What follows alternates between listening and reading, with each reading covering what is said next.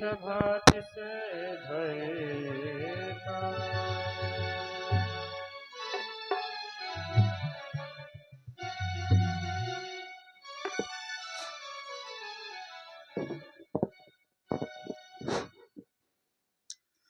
भोले रावण समाज के सामने आ चुका है, मिथिला में आ चुका है। जितने भी लोग हैं सब लोग सावधान हो जाएं। हम अगर इस समाज में आए हैं तो हमारे आने का कोई न कोई विशेष उद्देश्य है, पर उद्देश्य की पूर्ति के प्रथम में हमें भगवान भोलेनाथ के प्रिय आयुध पिनाक के दर्शन करने चाहिए। इस समय हम सभा के मध्य में क्या देख रहे हैं? भगवान भोलेनाथ का प्रिय आयुध पिनाक विद्यमान है। पिनाक, आप रावण का प्रणाम स्वीकार करें। और साथ में जितने भी लोग यहाँ पर बैठे हैं उनके लिए हमारी घोषणा है। जो लोग सीता स्वयंवर में भाग लेने के लिए आए हैं वो सब लोग यहां से भाग ले, नहीं तो रावण के द्वारा ऐसे राजा का वध किया जाएगा जो धनुष को तोड़ने का प्रयत्न करेगा। यह रावण की घोषणा है। अगर कोई माई का लाल है तो आए हमारे सामने और धनुष को तोड़ दे। हम देखेंगे उस वीर योद्धा को। हर हर महादेव, हर हर महादेव। जम्बो पलक सानिमल कुस्करं साक और पुष्कर खंडिला रमणक हिरण्य कुरहरि किम पुरुक केतुमान परत।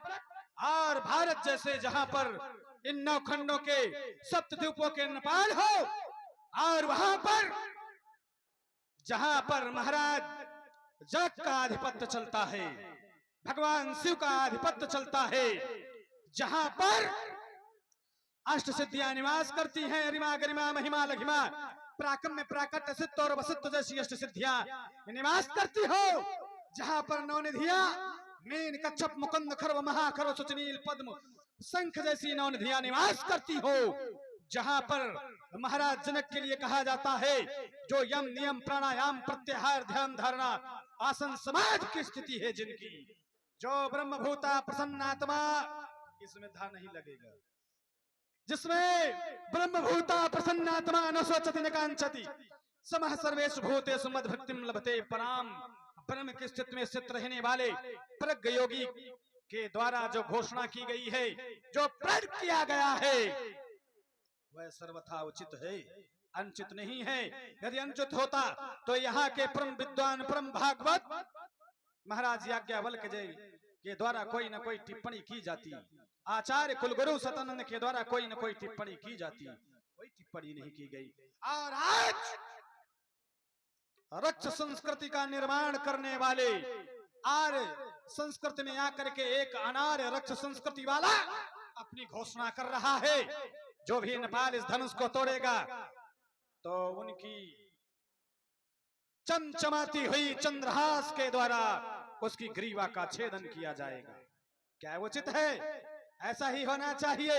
महाराज रावण जय श्री शंकर भगवान की जय, भगवान भोलेनाथ की बाणासुर। आप की घोषणा हुई है इस राज समाज के अंतर्गत, जो भी इस धनुष को तोड़ेगा वह आपका शत्रु होगा, आपका बैरी होगा। मैं जानना चाहता हूं कि ये अधिकार आपको किसने दे दिया है, जो आप अपनी घोषणा आ करके मिथिला में कर रहे हैं, जानना चाहेंगे हम।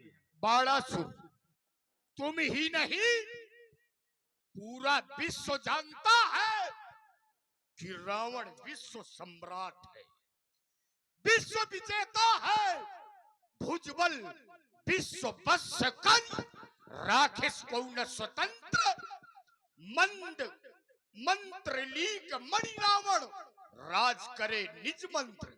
हमने अपने भुजाओं के बल से संपूर्ण चराचर जगत के जीवों को अपने बस में कर रखा है, तो हमारा संपूर्ण पृथ्वी में यहाँ तक कि त्रैलोक्य में अधिकार है कि हम कोई भी घोषणा कर सकते हैं, और फिर हम घोषणा कर रहे हैं तो इसका विशेष कारण अवश्य है, और ये कारण हम आशा करते हैं कि तुम समझ जाओगे। क्यों नहीं? वैसे हम तुम्हारी वाणी को सुनकर इतना तो जान गए हैं कि तुम कितनी बुद्धि के हो, कितनी बुद्धि के हो ये हम जान गए हैं। पर तुम चिंता न करो, हम तुम्हारे ऊपर उतना ही भार रखेंगे जितना तुम सहन कर पाओ। परेशान न हो इस बात को लेकर के। पहली बात तो मैं तुमसे उम्र में बड़ा हूं, तो तुमसे बुद्धि में भी बड़ा होना ही चाहिए। हो सकता है कि तुमने किसी कारणवश किसी विशेष प्रयास के द्वारा तुमने बुद्धि जो है अर्जित कर लिया हो। वैसे ये बुद्धि अर्जित करने का विषय नहीं है। तुम्हारी कृपा पाव को कोई जब उसकी कृपा होती है तभी ये प्राप्त हुआ करता है। ऐसा है बाणासुर। देखो, अगर बुद्धि की बात कहते हो तो 4 वेद, 6 शास्त्र, 18 पुराणों का ज्ञाता तुम्हारे सामने खड़ा है। यहाँ तक कि हमने अपनी मृत्यु का समय भी जान लिया है, क्योंकि जो ब्रह्मा जी ने हमारे मस्तक में हमारी मृत्यु के अंक निश्चित किए, हमने उनको तक पढ़ लिया है। तो बताओ, हम क्या नहीं जानते हैं? बिल्कुल सत्य है, सब कुछ जानते हैं। अच्छा, बिल्कुल सत्य बात है। एक बात आप ये बताइए, आपने अपनी मृत्यु तक को पहचान लिया है, जान लिया है, मृत्यु के समय को भी आप भली भांति जानते हैं, तो फिर आप ये भी जानते होंगे कि मिथिला में आपने जो घोषणा की है उसको करना उचित है या अनुचित है? उचित है घोषणा रावण की। और आप कह रहे हैं मंडलिक मणि रावण राज करे निज मंत्र। तुम बने बनाए राजा हो, तुमको किसी ने राजा बनाया नहीं है, जबरदस्ती के राजा बने हो, और किसी ने तुम्हारा राज तिलक किया हो। तो बताओ। ऐसा है, हमें राज तिलक की जरूरत नहीं थी, वो इसलिए रुको, ठहरा, राज तिलक की जरूरत ही नहीं पड़ी। क्यों? क्योंकि जो विश्व विजेता हो उसको तिलक की और पद की क्या जरूरत है, वो तो सबसे बड़ा है ही। और जहां तुम्हारी यह बात रही कि हमारी घोषणा है कि धनुष का खंडन नहीं होगा, तो क्या ये उचित है? हाँ, उचित है। वो इसलिए क्योंकि इस धनुष की पहले राजा जनक के पूर्वजों के द्वारा पूजा की जाती रही, और अब इसी धनुष को तोड़वाया जा रहा है। पहले किसी मंदिर में पूजा पाठ करो, और पूजा पाठ करने के बाद में उसी मंदिर को तोड़वा दो। ये न्याय है कि अन्याय है? नहीं, ये अन्याय है ना। अच्छा, तो राजा जनक के द्वारा गलत किया जा रहा। अच्छा, ठीक, हम आपकी तुम बात उसमें सम्मिलित ना होना, नहीं तो उभार के फरसा मारूं। चलो ठीक है। ये बताइए, यदि किसी मंदिर की, किसी प्रतिमा की पूजा करो और उसका खंडन कर दो, तो ये न्याय उचित है या अनुचित है? वैसे तो कहा गया है 1000 वर्ष में मंदिर को तोड़ करके पुनर्निर्माण कर देना चाहिए। 1000 वर्ष में जिस धर्म में दया ना हो, प्रेम ना हो, मैं कहता हूं उस धर्म का भी त्याग कर देना चाहिए। तुम अपनी घोषणा यहाँ आकर के कह रहे हो, प्रथम में भुजबल विश्ववत्स करी राकेश को न स्वतंत्र। तुमने सबको अपने अधीन कर लिया है, तो मिथिला को तुमने अपने अधीन कभी नहीं किया है। नहीं, ये तो ब्रह्म सृष्टि के बाहर है। यहाँ पर विधाता ने भी देखा है, निज करतूत कतौ नहीं देखी। जब ब्रह्मा ने यहाँ का निरीक्षण किया तो अपनी करनी में उसको कहीं नहीं देखा, उसके द्वारा कुछ नहीं किया गया। फिर महाराज जनक अयोनिजा हैं, वो पैदा नहीं हुए माँ के पेट से। धनुष को भी, ये धनुष जो है ये भी विधाता की सृष्टि के बाहर है। भगवान शिव भी विधाता के सृष्टि के बाहर है, सीता भी विधाता के सृष्टि के बाहर है। तो जो धनुष को तोड़ेगा, जो सीता का पति होगा, वो ब्रह्मा की सृष्टि के बाहर ही होगा। तो तुम उसका कुछ कर भी नहीं सकते हो, और धनुष तो टूटेगा ही टूटेगा। फिर महाराज जनक के पूर्वज देवरात इसकी पूजा करते चले आ रहे हैं, और यदि इसकी पूजा करते चले आ रहे हैं, इसे आज तोड़ा जा रहा है, तो क्या ये अनुचित हो रहा है? ऐसा है, हाँ, तुम्हारी बातें जो हैं वो बहुत अधिक है, पर लोगों की समझ में ना आई होगी। अच्छा, पर आप लोग चिंता न करो, थोड़े में हम समझा दोगे। हम बाणासुर को परेशान नहीं करेंगे। हाँ, बाणासुर को उतना ही दाबेंगे कि इसे कष्ट न हो। अच्छा, ठीक। अब व्यक्ति को इतना भी दाबना नहीं चाहिए कि उसको फिर दिक्कत हो जाए। चलो, हमारा प्रश्न आया था कि पहले किसी मंदिर में पूजा करो और फिर उसको तोड़वा दो। तो महोदय कह रहे हैं कि एक सिद्धांत है कि 1000 वर्ष के बाद में मंदिर की मूर्ति को, मूर्ति को नहीं, मंदिर को, मंदिर को। तो यहाँ पे ये मंदिर टूट रहा है तो कि ना तो ये मूर्ति? मंदिर है ना तो ये मूर्ति है, इसको आप क्या समझते हैं? ये मूर्ति कैसे नहीं है? कहाँ से मूर्ति है बताइए? मूर्ति है ना, श्रद्धा के अनुसार, श्रद्धा के अनुसार। भावना के अनुसार। अच्छा, किसने माना इसको मूर्ति? देवराज और जितने भी राजा जनक के पूर्वज थे मूर्ति मान के तो पूजा करते रहे। मूर्ति मान के नहीं। क्या? क्या आयुध की पूजा नहीं होती है? क्या होती है। शस्त्रों की पूजा नहीं होती है? होती है। तो फिर ये दिव्यायुध है, दिव्यायुध को मान करके पूजा करते रहे हैं। अब देखो, तुम अस्त्रों की शस्त्रों की बात कर रहे हो, है? तो पहले ये बताओ तुम बाणासुर कि अस्त्र किसे कहते हैं और शस्त्र किसे कहते हैं? अस्त्र जो हमारे पास रहेगा वो अस्त्र है, और शस्त्र वो है जिसका संधान करके मारा जाएगा, वो शस्त्र है। जैसे एक ऐसा अस्त्र बताओ कि जो अस्त्र भी हो और शस्त्र भी हो। हाँ, क्यों नहीं? हाँ बताओ। इसे अस्त्र भी कहोगे, इसे शस्त्र भी कहोगे? नहीं, ये नहीं है। भाला, भाला को कह सकते हैं। भाला जो है हाथ में भी लेके मारा जा सकता है और फेंक के भी मारा। तो क्या तलवार फेंक के नहीं मारी जाती नहीं, है? तलवार हाथ से ही लेकर के लड़ी जाती नहीं, ऐसे है। योद्धा भी हुए हैं कि इसको भाला बना के भी मार देंगे, ऐसा नहीं है। हाथ में पकड़ करके, फेंक के नहीं। फेंक के भी मारा जा सकता है। ये तुम बस गदा को हाथ में लेके भी मार सकते हो और फेंक के भी मार सकते हो, ऐसा थोड़ी नहीं। अब ऐसा हो गया है कि लोमड़ी को अंगूर न मिले तो खट्टे हैं। ऐसा कुछ नहीं है। नहीं तो जो निश्चित सिद्धांत है उसी में रहो भाई। न्याय की बातें हैं तो न्याय की बातें करो। तो हमारा तर्क ये था कि इस धनुष को तोड़वाया जा रहा है। चलो, एक दूसरा प्रश्न है। प्रश्न ये है कि इस धनुष में महर्षि दधीच के प्राण स्थित है, और जब ये धनुष टूटेगा तो महर्षि दधीच की मृत्यु होगी जी। और किसी ब्राह्मण की अगर मृत्यु हो जाए तो ये पाप है कि अच्छा काम? अच्छा, मृत्यु होगी कि हत्या होगी, ये बताओ। मृत्यु ही और हत्या ही वही पाप कह रहे हैं हम। भाई, जिसे जबरदस्ती मारा जाए उसे हत्या कहते हैं, है ना? यही तो है। अच्छा, किसी को भी मारा जाए उसे हत्या ही कहा जाएगा, और जिसकी मान लो कोई इच्छा मृत्यु चाहता है तो उससे हत्या नहीं कहा जाएगा, उसकी इच्छा मृत्यु है।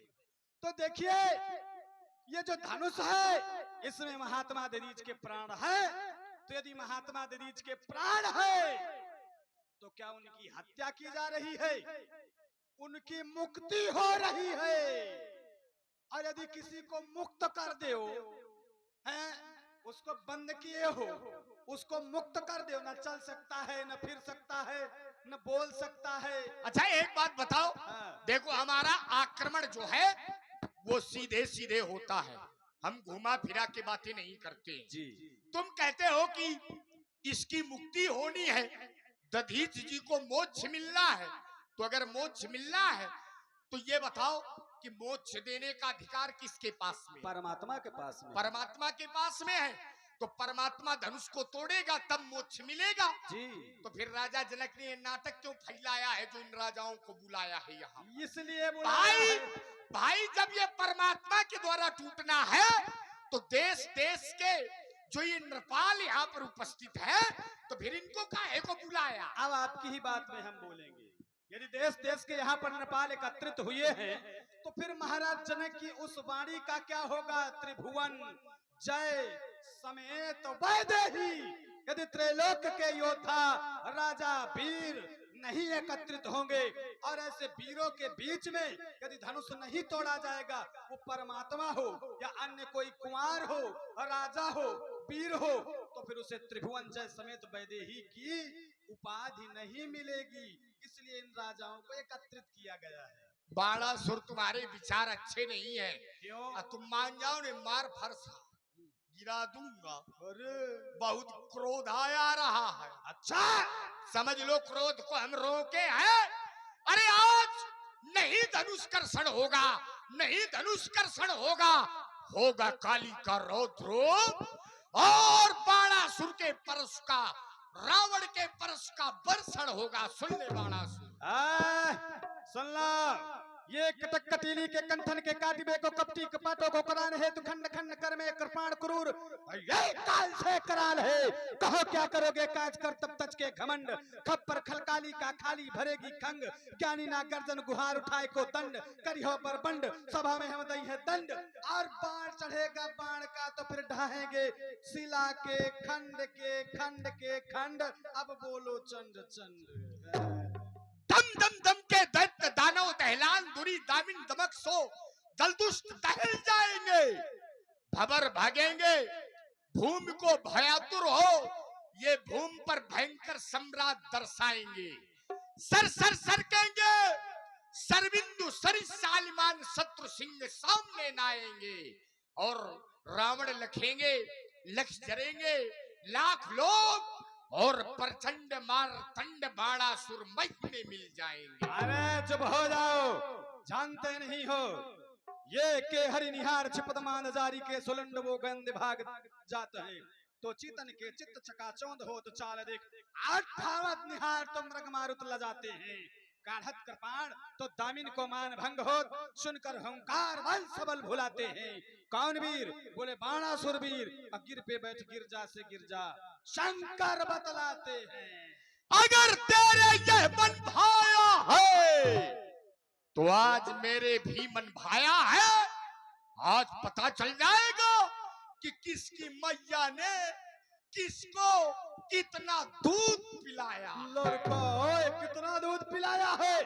अरे गुरजे गुमानी गुरज चलावत लुटक धान फटक पावे फिरे तहसार करे किरकार फिरे तहजोग इनके बहुझंड आगे चचोरत हाड़ वो पटोरत मुंड, हमारी क्षमता नहीं कर सकते हो।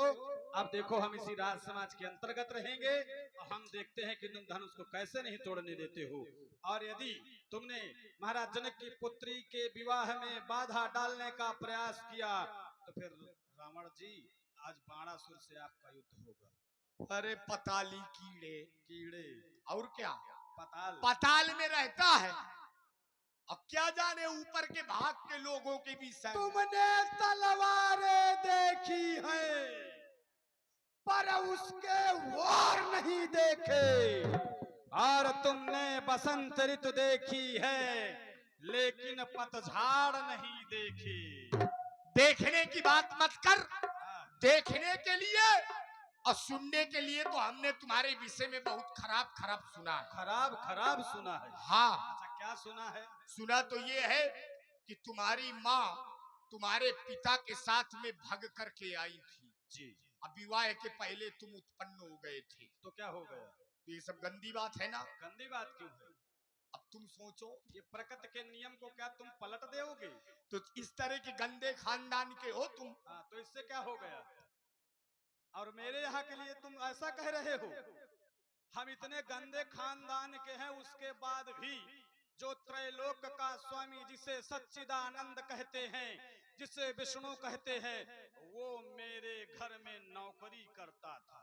अब सोचो पहले मैं कितने गंदे खानदान का हूं। वो भगवान विष्णु कहलाने वाला मेरे पिता के यहाँ नौकर के रूप में काम करता था।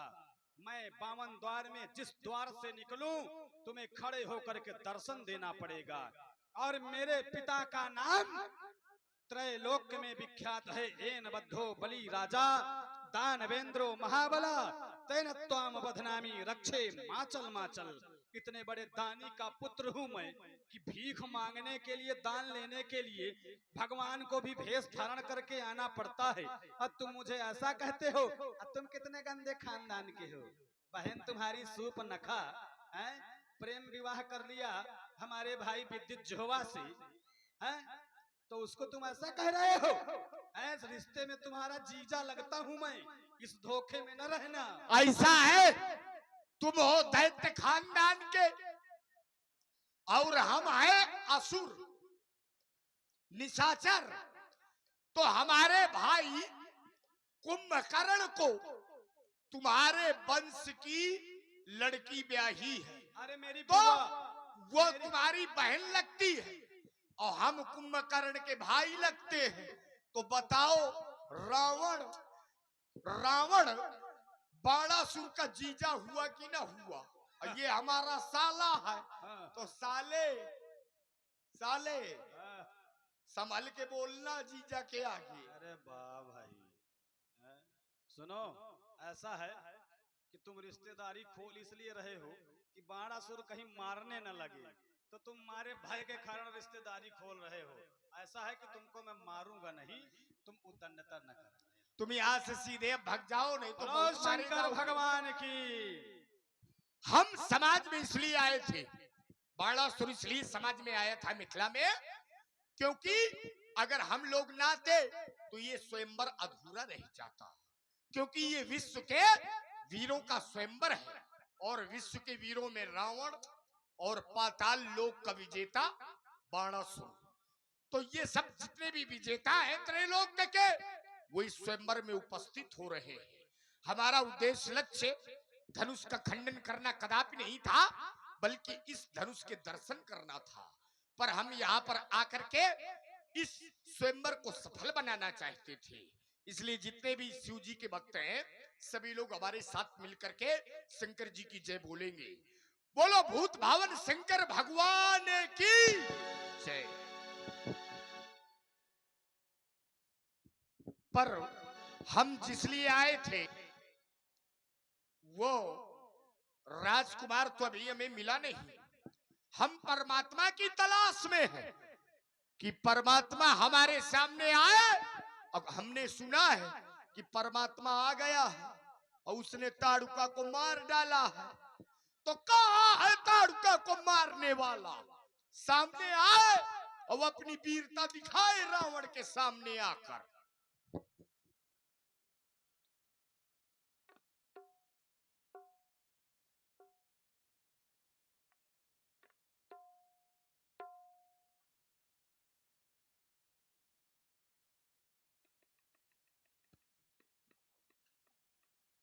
दशरथ राम, इस राम का प्राण स्वीकार कर। प्रसन्न रहो राम। कहे किस लिए मुझे बुलाए हैं? तुम हमारे पास आखिरकार आ ही गए। राम, सुना है कि तुमने ताड़ुका को मार दिया, अवश्य, तो इसमें तुमने कौन बहुत बड़ा काम कर लिया है? कुछ नहीं। वो इसलिए क्योंकि कौन ताड़ुका हमारी रिश्तेदार थी, भाले मर गई, मगर ताड़ुका को मारा है तो अच्छा किया है। पर साथ में तुम्हें एक अच्छा काम और करना पड़ेगा। क्या? राम, मैंने अपने जीवन में बहुत पाप कर्म किए हैं और अब इन पाप कर्मों के कारण हमें इतनी घोर अशांति की प्राप्ति हो गई है कि ये शरीर बहुत विचलित होता रहता है, परेशान होता रहता है। इसलिए अब इस संसार में हमारा रहना हमारे लिए बहुत कठिन है। तो मैं आपको एक निमंत्रण देता हूं कि आप सीधे हमारे यहाँ लंका आना और साथ में अपनी प्रियतमा को भी लेकर के आना, ताकि उसके कारण हमारी मुक्ति हो जाए और इस तामसी पापी शरीर से हमें मुक्ति की प्राप्ति हो। हे दशानन, मेरा जन्म तुम्हारे ही कारण से इस पृथ्वी पे हुआ है। हे दशानन, मैं हेतु तुम्हारे 10 कंधर इस अवनी तल पर आया हूँ।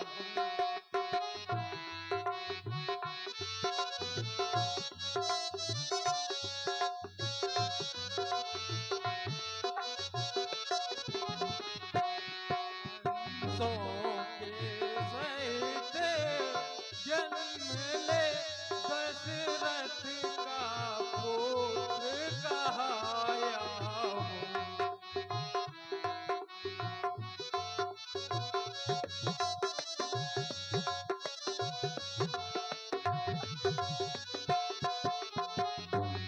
कुछ दिवस में सीता देवी पृथ्वी का भार हटाऊंगा।